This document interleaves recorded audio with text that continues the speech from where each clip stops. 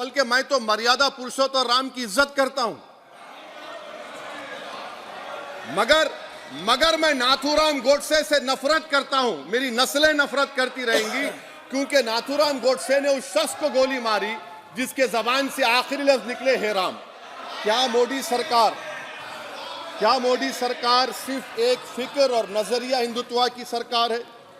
क्या इस देश का, इस गवर्नमेंट ऑफ इंडिया का कोई मजहब है? इस वतन अजीज सबके मजहब को मानता है।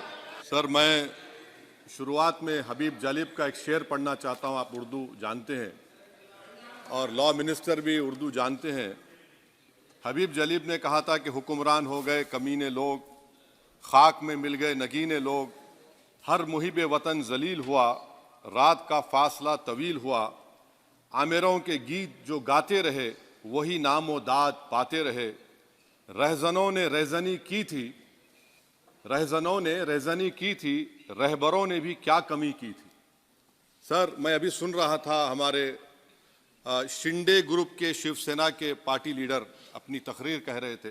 कहा कि 6 दिसंबर में जब बाबरी मस्जिद को शहीद किया जा रहा था तो उस वक्त के वजीर आजम नरसिम्हा राव पूजा कर रहे थे। आप ही ने कहा और कहा कि मुझे डिस्टर्ब नहीं करना।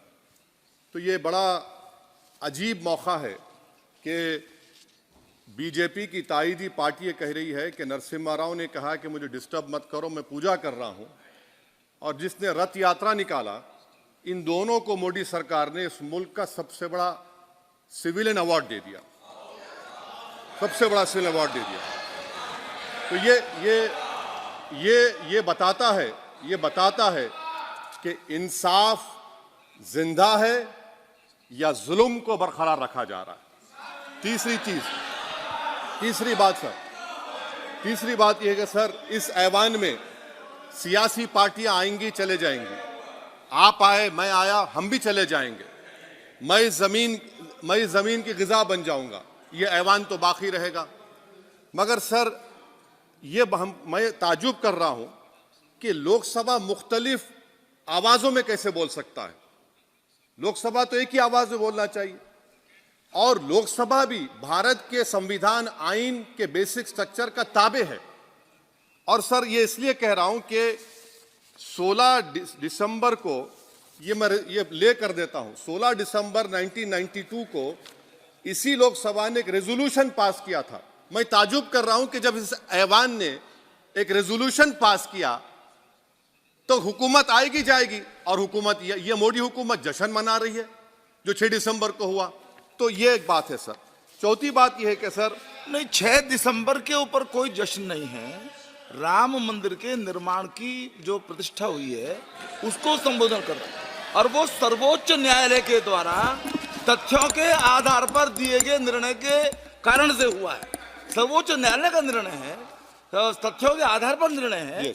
वो विषय आपने बोल दिया, ठीक है, ओके। परंतु जो मंदिर का निर्माण है वो नियमानुसार सर्वोच्च न्यायालय के निर्णय से तथ्यों को देख करके। और एक सेकंड, आप इस्लाम के बहुत जानकार हैं, विद्वान हैं वैसे भी अब कानून के।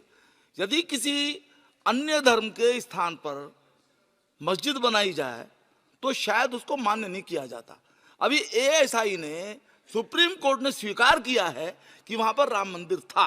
तो इस विषय केवल यह है कि वहां पर राम मंदिर ठीक बना कि नहीं बना, वो विषय हो गया। तो कृपया इस पर यदि आप कुछ बोले तो बोलें प्लीज।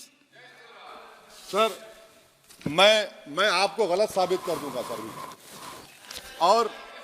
और मैंने रुक तो जाइए बड़ी इज्जत के साथ सर, मैं आपकी बड़ी इज्जत करता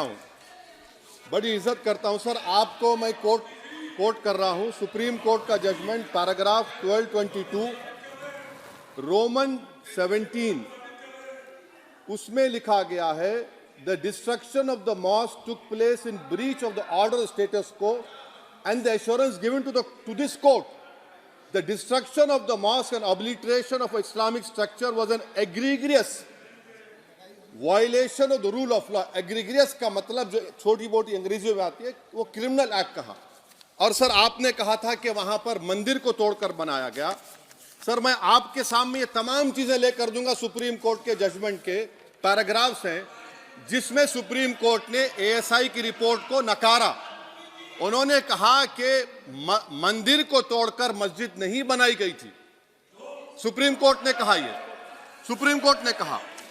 अब और मैं रख दूंगा, आप पढ़ लीजिए, आप पढ़ लीजिए।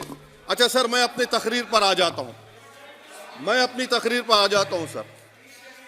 तो मैं अपनी बात कर देता हूं सर। तो मैं ये पूछना चाह रहा हूं कि क्या मोदी सरकार एक समुदाय, एक मजहब की सरकार है या पूरे देश के मजाहिब को मानने वालों की सरकार है? जिसको नहीं मानते उनकी सरकार है, हमको बता दीजिए। क्या मोदी सरकार सिर्फ एक फिक्र और नजरिया हिंदुत्व की सरकार है? क्या इस देश का, इस गवर्नमेंट ऑफ इंडिया का कोई मजहब है? इस वतन अजीज सबके मजहब को मानता है। सर, मेरा मानना है कि इस देश का कोई मजहब नहीं है। क्या ये सरकार 22 जनवरी का पैगाम देकर ये बताना चाहती है कि एक मजहब को दूसरे मजहब के मानने वालों पर गलबा और कामयाबी मिली? क्या आइन इसकी इजाजत देता है? क्या ये पैगाम आप जब ऐवान से दे रहे हैं तो 17 करोड़ मुसलमानों को आप क्या पैगाम दे रहे हैं? ये मैं आप पर छोड़ता हूं सर। 49 में धोखा हुआ, 86 में धोखा हुआ, 92 में धोखा हुआ, 2019 और 22 में भी इस ऐवान के जरिए हमको धोखा दिया जा रहा है।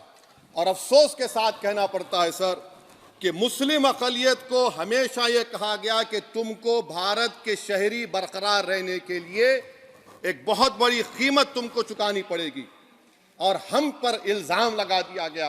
सर, क्या मैं बाबर का स्पोक्स पर्सन हूं? क्या मैं जिना का स्पोक्स पर्सन हूं? क्या मैं औरंगजेब का स्पोक्स पर्सन हूं? बताइए सर, आखिर मैं कहां तक आप मुझे लेकर जाएंगे? दूसरी बात यह है सर, दूसरी बात यह है कि फिर 6 दिसंबर के बाद देश में फसाद हुआ, नौजवानों को टाडा में डाला गया जो बूढ़े होकर निकले। यकीनन आपकी सरकार नहीं थी, आपकी सरकार नहीं थी। अच्छा, बल्कि मैं तो मर्यादा पुरुषोत्तम राम की इज्जत करता हूं, मगर मैं नाथूराम गोडसे से नफरत करता हूं। मेरी नस्लें नफरत करती रहेंगी, क्योंकि नाथूराम गोडसे ने उस शख्स को गोली मारी जिसके जबान से आखिरी लफ्ज निकले हे राम।